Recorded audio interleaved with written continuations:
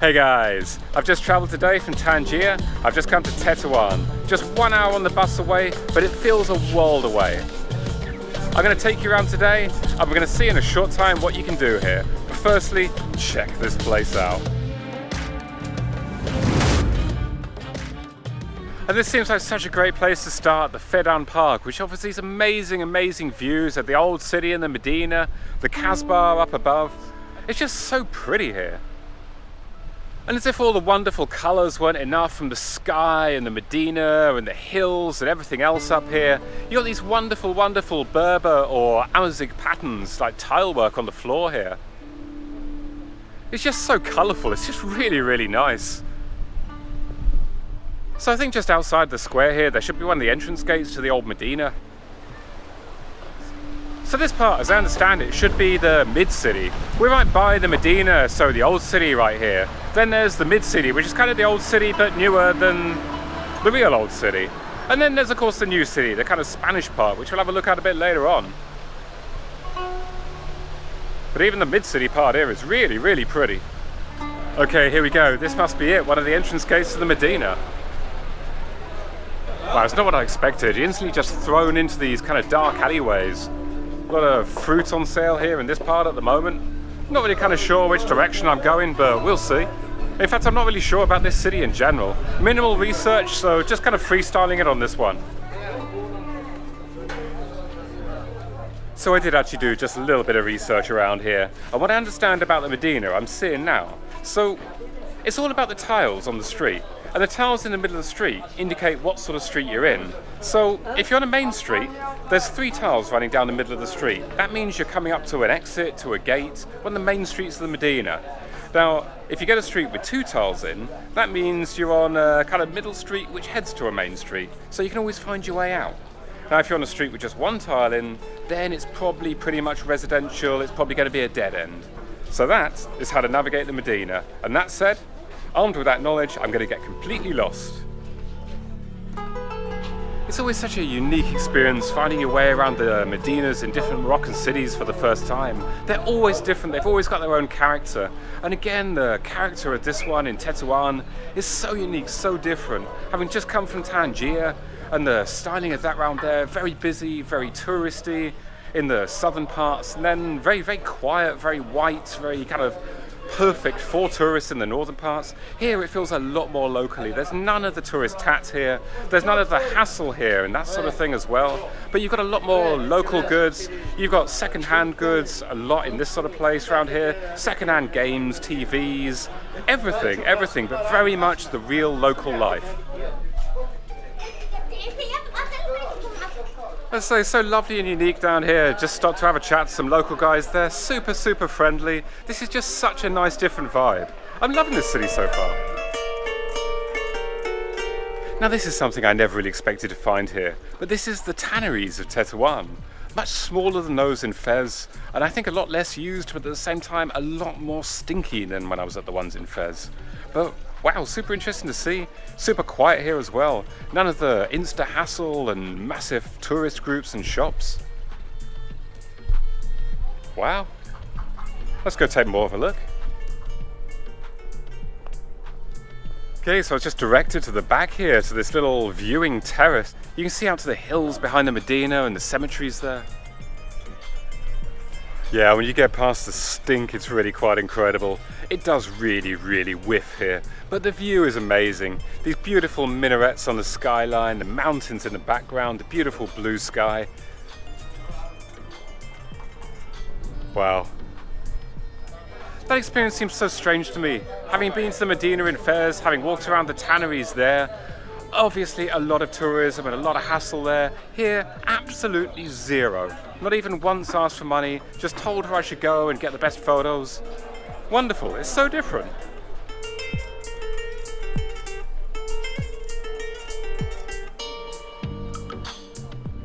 Okay, I'm heading up and out of the Medina now. I'm going to try and find my way up to the Kasbah. This is going to be a lot of stairs.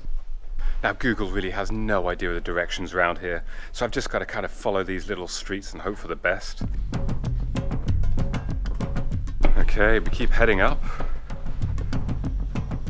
Okay, I'm getting there. It's kind of hard work, a little bit out of breath here, because it's really hot too, but some stunning views already.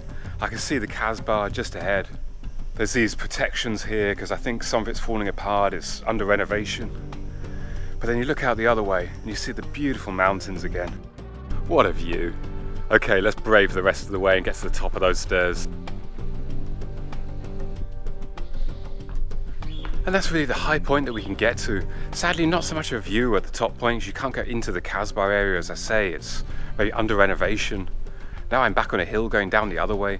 I can see ahead of me all the way out to the sea. Quite amazing.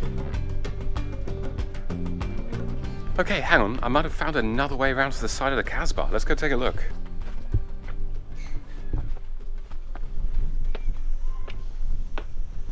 There we go. That looked kind of residential, just looked like the entrance to someone's house, but it leads up to this little platform right by the Kasbah. So yeah, you get such a view up here, it seems. You can see all the way out to the sea, you can see the river, you can see the Jewish and Arab cemeteries below. And while it's a shame that you can't actually go into the Kasbah, it is amazing coming up here and wandering around, seeing the walls. Sadly, there is a lot of garbage left around, a common problem in Morocco, but still, an incredible place. Just continuing up this grass verge here to see how much higher I can go. Okay, there we go. I've literally made it behind the Kasbah. It's going to be quite amazing here when they completed the renovation of the Kasbah. It's such an iconic and beautiful building sitting above the town like this. For now, let's head back. We've seen as much as we can see this time. And this is one of the greatest things about going up to the Kasbah. It takes you to areas of the Medina that you wouldn't go to otherwise. You see the lower level and it's all very much hive of activity, all the local little shops, people selling stuff on the streets. You go up this side and it's quiet, it's residential, it's hilly, it's a completely different vibe. But at the same time it reminds me a lot of Tangier. The same sort of feeling there, hectic, bustling in the south, quiet residential in the north. Kind of like that, but without the tourists at all here. And that's it, going back into the cool and shade of the lower Medina. Wow. So Tetouan is actually a lot more than its old city and its Medina. This was actually the capital of the Spanish protectorate back in the old days until Morocco gained its full independence in 1956. And it really shows in the architecture around here.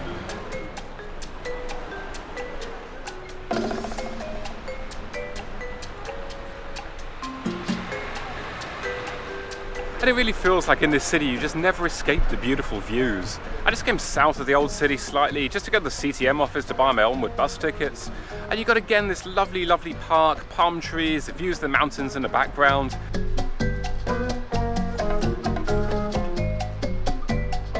If it wasn't for the Arabic on the wall and some other obvious signs, I could really feel like I'm in a Spanish city right now.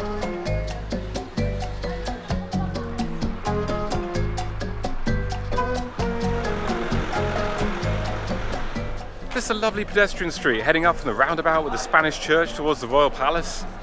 Really, really nice just to be able to walk without traffic coming down the middle of the road. And, of course, full of people doing exactly the same thing.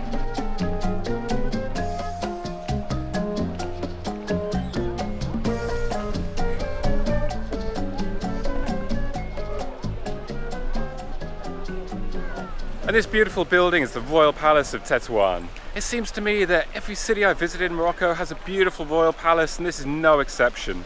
But this one also has another part of the history. This also used to be the seat of parliament back in the days of the Spanish protectorate.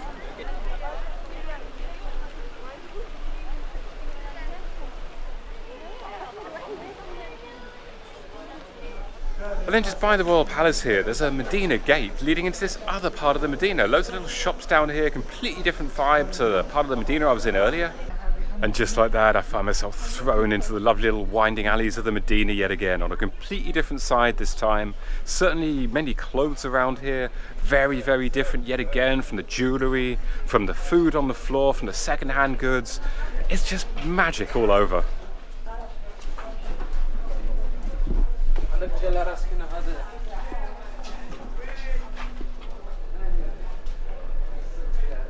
And there we go, again I'm spat out the far side of the Medina. It's kind of funny, the more you get towards the end, the more it gets back towards like it was at the start. Loads of food, very simplistic again. Really, really different, but you just go through these different phases of it. So now I'm right at the far side, and I see the extent of the Medina walls just around me. Really kind of cool experience. Now, you'd never really imagine it, looking at the history of this place, looking at the old traditional Medina and all the lovely old buildings here. There's actually quite a vibrant art and craft scene. So I'm going to get a complete change now and have a look at the Modern Art Museum.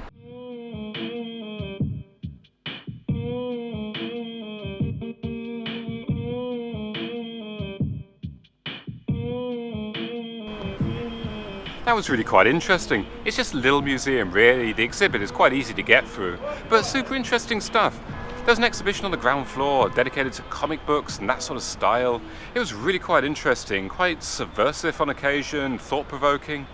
Very nice. Completely quiet in there. I was the only one in there apart from a few security guards, and free entry. Lovely.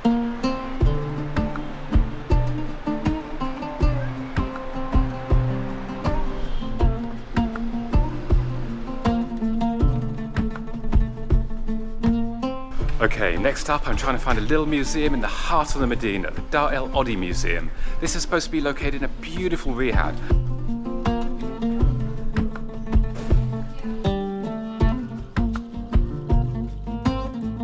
So it's actually a pretty small museum showing the history of Tetouan.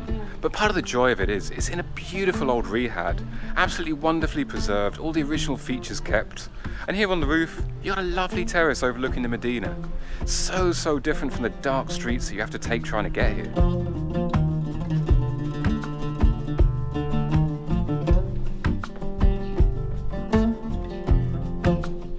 Walking around the Medina here is always an assault on the senses. It's taken me quite a challenge to actually find this gate on the northern side.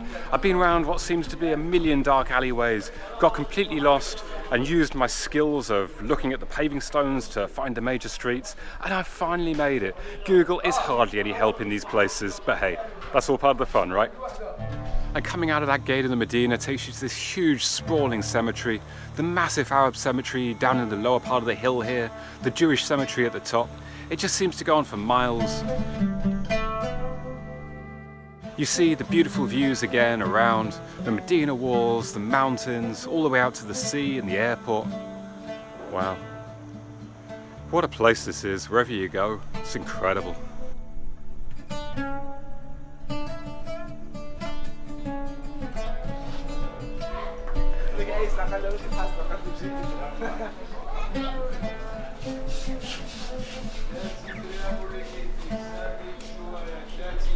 Okay, that is absolutely it for me getting lost around the Medina. I have been walking and walking and walking. It is so much fun, but now I'm going to go and have a nice sit down, yep, in the heart of the Medina, in a place called El Reducto.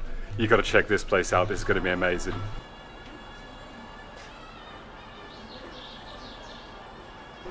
Now this is just the best possible way to finish off. El Reducto is like a hidden gem in this city. It's just perfection here, really. You got such a mind-blowing view, some lovely breeze coming in as well, great food, and what's more, you can even get an alcoholic drink here, so I'm having a nice wine. So what better way to finish today than up here on this beautiful terrace? Okay, so I'm starting with a dish that I've been looking for a little while here, bisara. So this is a split bean soup, and it comes with, I think, onions in here, garlic, definitely some herbs and spices. It's really thick.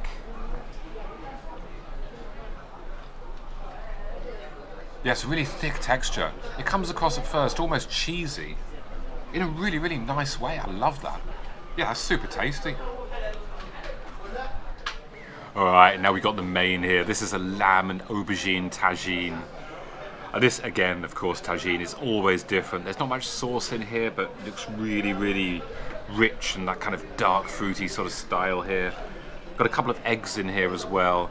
Of course, the fall off the bone, tender lamb. Right, here we go.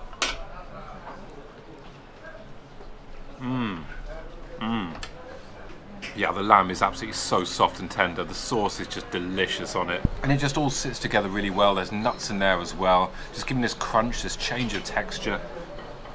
Fantastic. Yet another different, amazing, super tasty tagine. Okay, and that's it. I hope you've enjoyed this little tour of Tetouan as much as I've enjoyed being here. This place has been such an incredible surprise. I came here not really expecting that much. I never expected this beauty, the amazing scenery around me, the amazing rawness of it, the lack of tourism, the realness of it, going around the Medina and just seeing the real life. It's absolutely incredible here. It's an undiscovered gem. Really, if you're coming to Tangier, make sure you stop here. This is an incredible place. Anyway, if you did like the video, don't forget to like, comment, subscribe, and I'll see you next time.